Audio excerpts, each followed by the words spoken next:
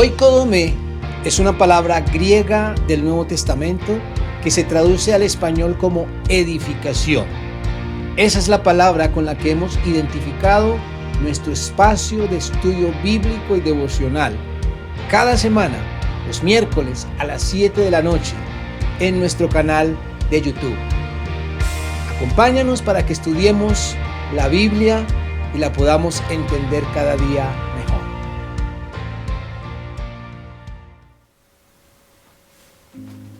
Se dice que en tiempos difíciles, en tiempos de dolor, en tiempos de sufrimiento, suele salir a flote la bondad de la gente, la solidaridad.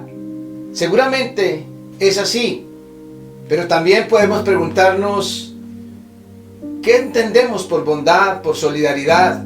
¿Qué tanta bondad hay en nosotros? ¿Cómo podemos medir o saber si estamos siendo realmente buenos? Creo que el libro de los Proverbios nos da algunas pautas para entender lo que es la bondad con sabiduría.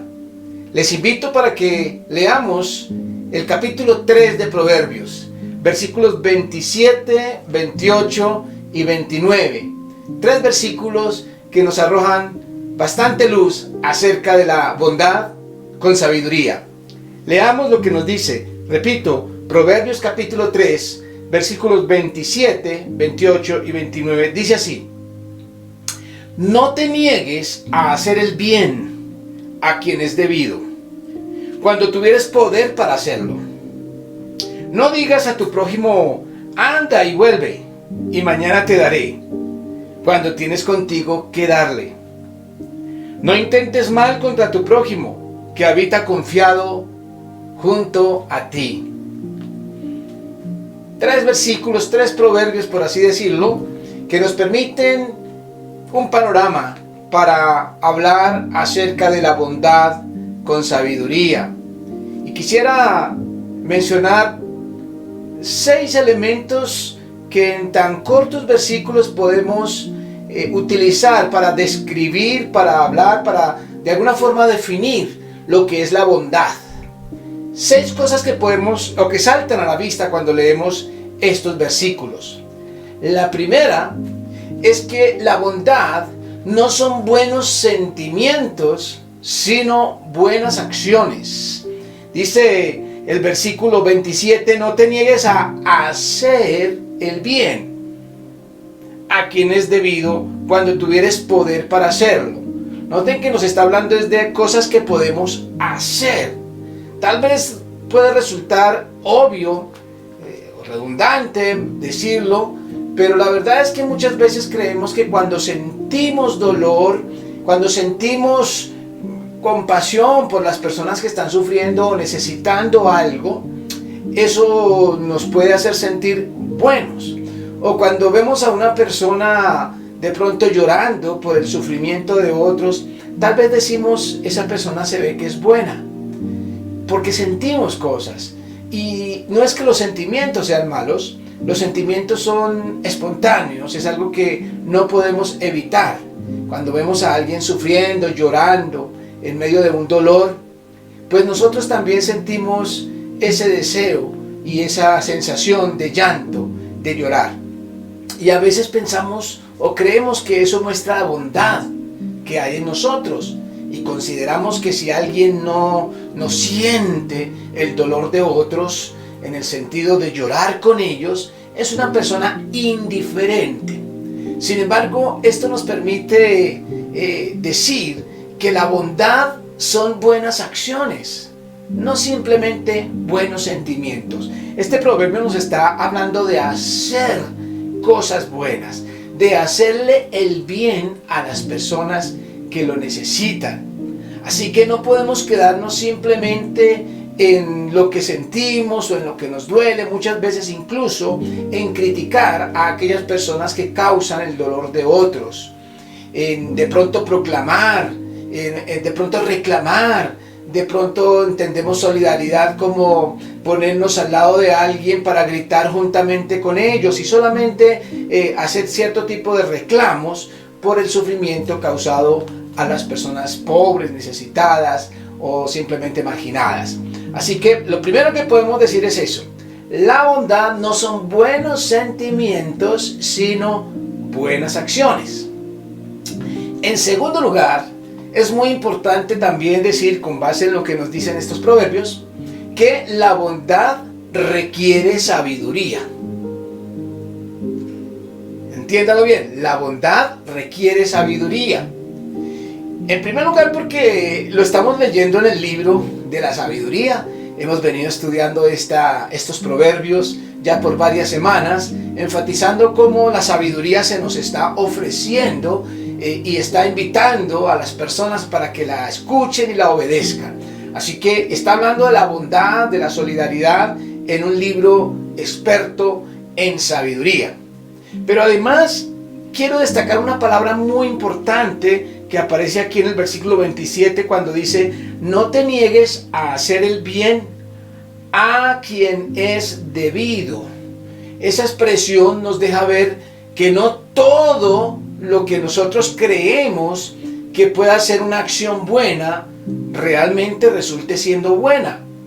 No simplemente por dar algo a alguien o por hacerle un bien a alguien, ya eso en sí es algo sabio. Puede que sea algo bueno y que sea el resultado de buenos sentimientos. Pero no todo lo que nuestros buenos sentimientos nos dicen que hagamos significa que esté bien hecho. Pongamos algunos ejemplos. Hay algunas personas que requieren, pero que cuando uno va a mirar lo que requieren es para satisfacer ciertos caprichos. Y hay personas que lloran, que sufren, que se lamentan, que se amargan por no poder cumplir todos sus caprichos. Y seguramente puede estar en nuestras manos ayudar a alguien a cumplir un capricho. Sin embargo, no todo capricho es algo sabio, sobre todo de parte de la persona que está haciendo ese bien o aportando para ese capricho. Por ejemplo, hablemos de los hijos.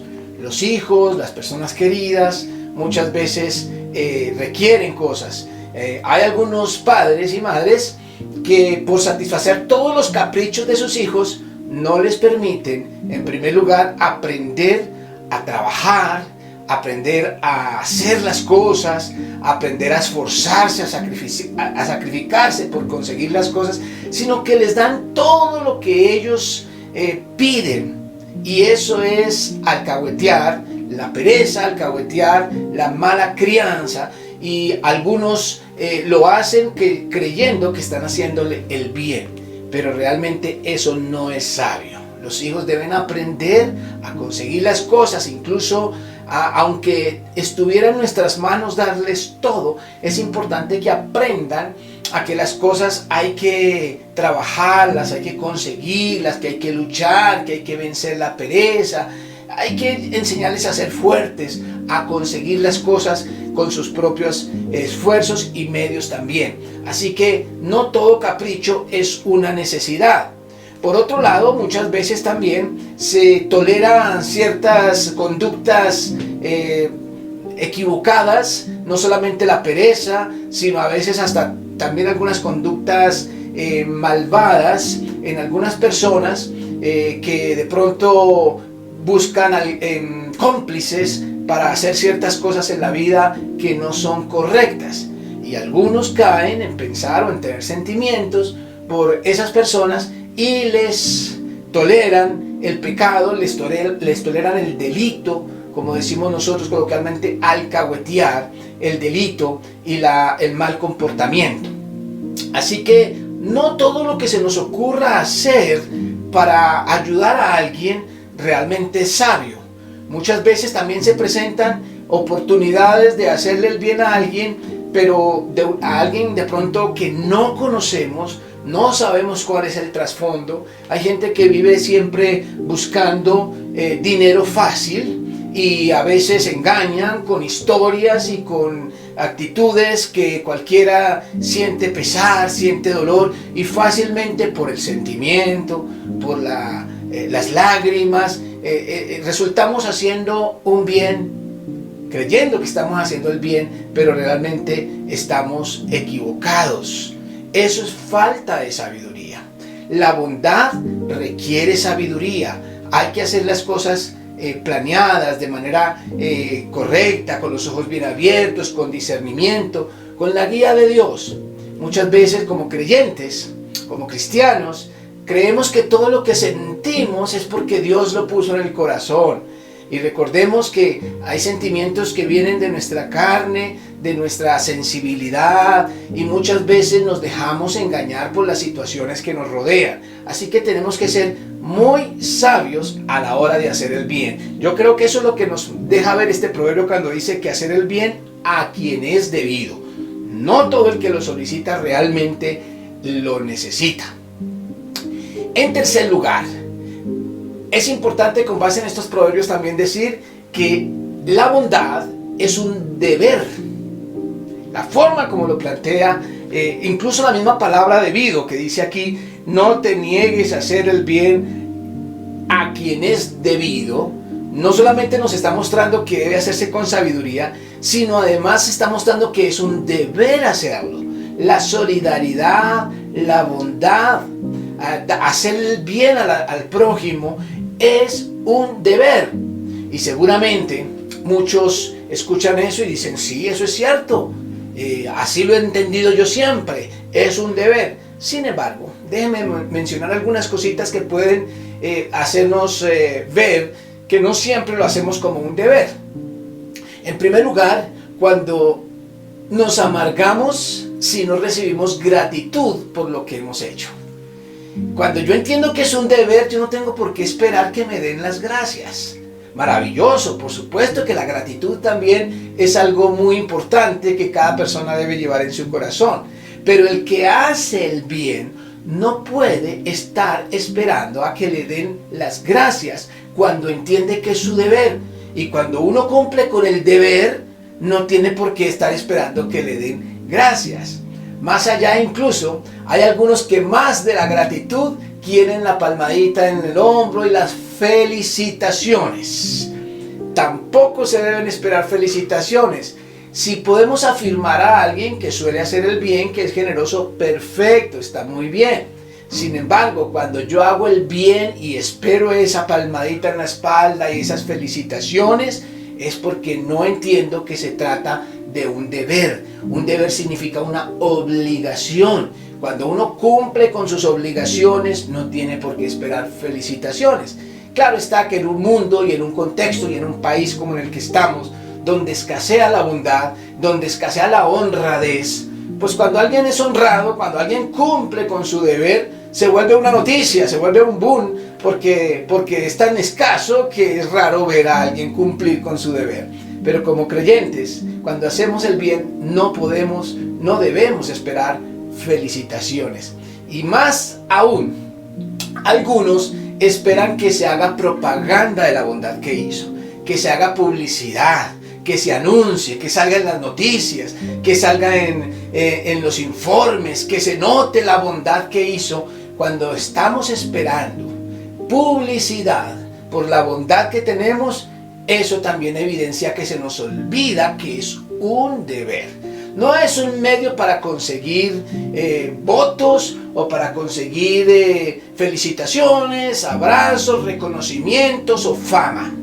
La bondad es un deber y por lo tanto no podemos esperar nada a cambio. En cuarto lugar, la bondad es un poder también. Es un poder. Dice el versículo, tenemos que leerlo todas las veces, los 3 versículos, ¿cierto? No te niegues a hacer el bien a quien es debido, y aclara, cuando tuvieres poder para hacerlo. Cuando tuvieres poder para hacerlo. Quiere decir que no siempre está en nuestras manos ciertas obras o ciertas obras de caridad o bendiciones para otras personas.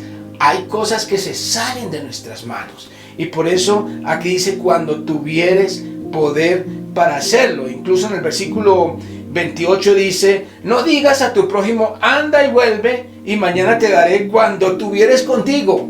Es decir, si yo tengo en mi capacidad hacer ese bien, es mi deber hacerlo. No olvidando que son acciones, no olvidando que se debe hacer con sabiduría, no olvidando que es un deber, pero también recordando que es en la medida de mis posibilidades, de mis capacidades. Es importante recordar y ver cómo muchas veces a personas que quieren hacer el bien, pero no solamente lo quieren hacer, sino que quieren motivar a otros a que también lo hagan. Pero cuando motivan a otros, a veces caemos en manipular o en generar cierto tipo de culpabilidad y obligación, cuando cada uno tiene que saber cómo administra lo que el Señor ha puesto en sus manos. Yo no puedo administrar sino lo que yo tengo, yo no puedo administrar lo que tienen otras personas. A veces queremos administrar lo de otros y obligar, presionar, criticar, manipular al que de pronto podría, en nuestro concepto, hacer más, pero no lo hace. No podemos manipular a otras personas a hacer el bien. Y en el caso propio, cuando en nuestras manos no está, pero podemos de pronto echar mano de lo que le pertenece a otros. Si usted tiene en sus manos un dinero, por ejemplo, que tiene un destino ya claro, como por ejemplo el pago de un arriendo, si usted deja de pagar el arriendo, le está quitando la plata al dueño de la casa. Entonces usted no puede echar mano o administrar lo que le pertenece a otros. Eso lo tiene que cumplir honestamente. O si está dejando de proveer para los de su casa. Muchas personas les encanta proveer para afuera, pero a veces no proveen lo suficiente para su propia casa. Y eso a veces tiene que ver con el hecho o con la búsqueda de fama o de reconocimiento. Entonces, como en la casa no necesitamos ese reconocimiento, a veces no cumplimos con las obligaciones del hogar, pero sí queremos hacer grandes obras para ser vistos por fuera. Eso también evidencia, en primer lugar, falta de sabiduría, pero en segundo lugar, ir más allá de lo que está en nuestras fuerzas. La bondad es un poder que Dios nos da capacidad, Dios nos da los dones, Dios nos da el trabajo, Dios nos da las posibilidades, y en proporción a lo que Dios nos da, tenemos el deber de ayudar a otros también, al que lo necesita, y con sabiduría, no más allá de nuestras fuerzas. Y en quinto lugar, podemos decir que la bondad, con base en lo que dice Proverbios, la bondad no se aplaza. Note que dice, no le digas, en el versículo 28, no digas a tu prójimo, anda y vuelve y mañana te daré, cuando tienes contigo que darle. Es decir, no aplace la oportunidad de hacer el bien, no sé, tal vez por, como le decimos nosotros, por tacañería, por pensarlo dos veces, porque me duele un poquito, o de pronto por mostrarle a esa persona a la que le voy a dar, por mostrarle que yo tengo cierto dominio. Es decir, yo sí te quiero ayudar, pero lo voy a hacer en mi tiempo, y entonces a veces la bondad o el poder hacer el bien a otros genera cierta actitud de soberbia en la persona que da o que proporciona esa ayuda, y entonces a veces ese aplazamiento es como para hacerse esperar, para hacerse del rogar. La bondad no se aplaza. Si está en nuestras manos hacerlo, hay que hacerlo ya. No hay que estar esperando o prometiendo, o de pronto esperando que lleguen las cámaras, esperando que llegue la publicidad. No, la bondad no se aplaza. Y en sexto lugar, también es posible, o debemos decir de estos versículos, que la falta de bondad es igual que hacer lo malo, que hacer el mal. Repito, la falta de bondad, es decir, de acciones buenas, es igual que hacer lo malo. ¿De dónde lo sacamos? Bueno, el versículo 29, que cierra este proverbio de la bondad, dice, no intentes mal contra tu prójimo que habita confiado junto a ti. Ese es un proverbio que no está aislado de los dos versículos anteriores. Los dos versículos anteriores nos vienen hablando acerca de la bondad. No te niegues a hacer el bien. No digas a tu prójimo, anda, cuando tienes en tus manos cómo hacerlo. Y luego el 29 dice, no intentes mal contra tu prójimo, y aclara, que habita confiado junto a ti. Es decir, el prójimo tiene confianza eso es lo que debería suceder, tiene confianza en ti porque tú eres bueno, porque tú eres generoso, porque tú eres un hijo de Dios. El prójimo confía en ti por eso. No solamente el hermano, sino el vecino, el prójimo, el familiar. Confía en ti porque sabe que tienes un corazón bondadoso y porque proclama ser hijo de Dios. Y ese que está confiado en ti no espera de ti lo malo.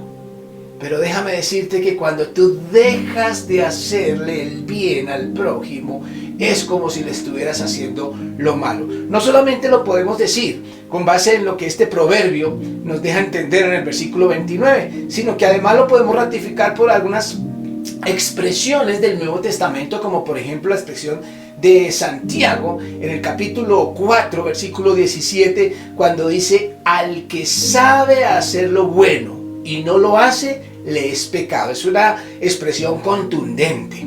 Repito, Santiago 4, 17.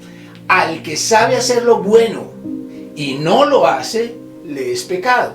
Es decir, no es que tenga que hacer una acción mala, es la dejar de hacer lo bueno, ya es pecado. Y Romanos, Pablo en la carta a los Romanos capítulo 12, versículo 21 también dice: no seas vencido de lo malo, sino vence con el bien el mal. Y es en un contexto donde él está hablando también acerca de la solidaridad y del hacer el bien al prójimo. No seas vencido de lo malo, sino vence con el bien el mal. Así que la falta de bondad es igual a hacer el mal. 3 versículos muy cortos, pero que nos dejan muchas luces acerca de lo que es la bondad con sabiduría. Repito esas 6 cosas. La primera: bondad no son buenos sentimientos, sino buenas acciones. Número 2, la bondad requiere sabiduría. Número 3, la bondad es un deber. Número 4, la bondad es un poder. Número 5, la bondad no se aplaza. Y número 6, la falta de bondad es igual que hacer el mal. Dios nos ha dado un don, un talento, un trabajo, un cuerpo, un mundo para administrar, pero no es para que lo administremos de una manera egocéntrica, solamente pensando en nosotros mismos. Todo lo que tenemos a nuestro alrededor, todo lo que tenemos en nuestras manos, nos lo ha dado Dios para que seamos instrumentos de bendición también para otros. Efectivamente, en los tiempos de dolor, en los tiempos de sufrimiento, en los tiempos de escasez, de hambre, de injusticia, Dios nos ha colocado, no solamente para denunciar, no solamente para unirnos en reclamaciones, sino también para ser instrumentos de bondad. La bondad absoluta proviene de Dios. Sus hijos somos los instrumentos. Que Dios nos permita ser esos instrumentos hábiles para hacer el bien a los demás. Gracias te damos, Señor, por tu palabra. Gracias te damos por enseñarnos lo que es la bondad con sabiduría. Y te rogamos, Señor, que cada día hagas de nosotros personas más cercanas al corazón y al carácter de Cristo, para que en todo lo que hagamos podamos manifestar esa bondad como lo hizo Él cuando estuvo entre nosotros. Te lo pedimos en el nombre de Jesucristo y aprovechamos, Señor, para rogarte por la situación que se está presentando en Ucrania. Señor, tú conoces la cantidad de personas que están sufriendo, saliendo, corriendo, escondiéndose, en medio del frío, del hambre, en medio de la ausencia de dinero. Señor, te rogamos que allí donde ellos están, Padre, tú proveas lugares de refugio, proveas alimentos, Señor, y que tú intervengas en esta situación para que cese la violencia, para que cese la guerra, para que cese la mortandad. Oramos, Señor, por todas estas personas que están sufriendo y también por aquellos que están sufriendo las inclemencias del clima, Señor, en diferentes lugares del mundo y de Colombia. Te pedimos, Señor, que tú te glorifiques, te manifiestes y que a nosotros como tu iglesia nos des la capacidad para ayudar y para entender dónde debemos hacerlo. Te lo pedimos en el nombre de Jesucristo. Amén y amén. Un abrazo, un beso para todos y que Dios les bendiga. En mi mayor dolor